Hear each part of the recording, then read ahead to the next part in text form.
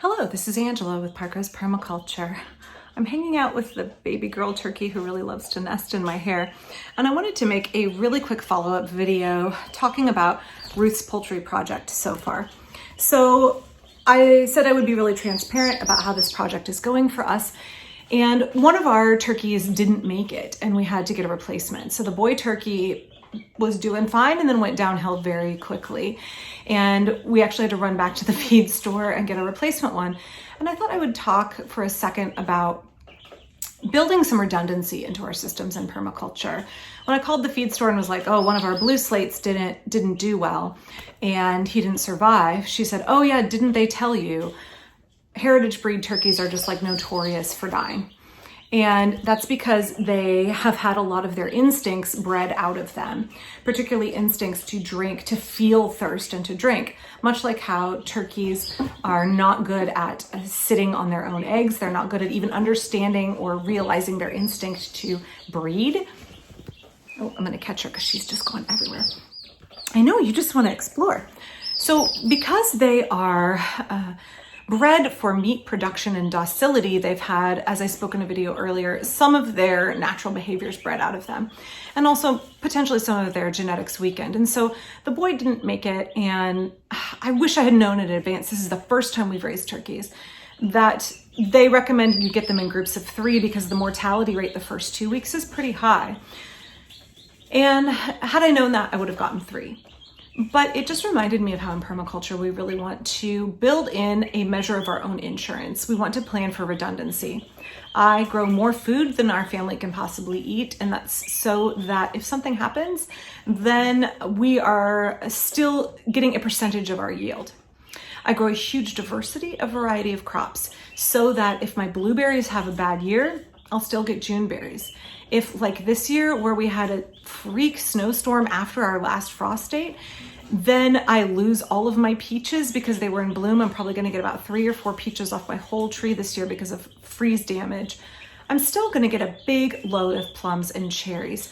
So I build that redundancy into the system so that we have security. And losing this turkey really reminded me of that. I want to encourage you all, if you are growing your own food, to expect a 20% failure rate. I feel like that's pretty realistic, 20% failure rate. And to expect that maybe you don't count on tomatoes every year. There was one year I lost almost all of my beefsteak tomatoes because we had late blight come in on a big box tomato plants, and it took out all of the tomatoes in most people's backyard gardens in Portland one year. It's a freak thing that happened. So I usually freeze enough and can enough tomatoes for 2 years just as an insurance policy. But when you build that redundancy into your plan, when you build extra diversity into your plan, you find that it increases your resilience. And should you have an unexpected overabundance, you can follow the permaculture third ethic of share the surplus. So that when you have too much, it never goes to waste because it goes to somebody else who is in need. I think that's really, really smart in our design to make sure that we care for ourselves in that way, not only in terms of our physical needs, but that we don't set ourselves up for really smashed expectations, right? That it's like in Anne of Green Gables where she says, I love soaring up on the wings of anticipation. It almost pays for the thud. The thud is terrible, especially when you're talking about food production where you've spent time and money and you need the food that comes out of your garden.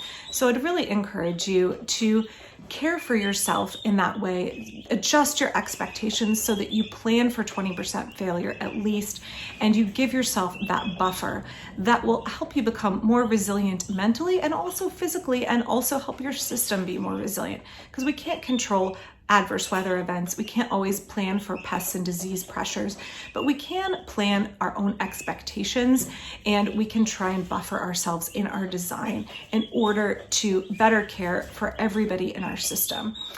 So next time I know that when we raise turkeys, I'll get 3 instead of 2, and I will have the expectation that turkeys have been bred to not have the best genetics in terms of resilience, and I need to expect that in our poultry raising ventures. So it's a hard lesson for us. I'm really grateful. My neighbor Ben actually was at the feed store and snagged us another turkey to help us along. So that saved me a trip because I had a brutal migraine and actually couldn't get out.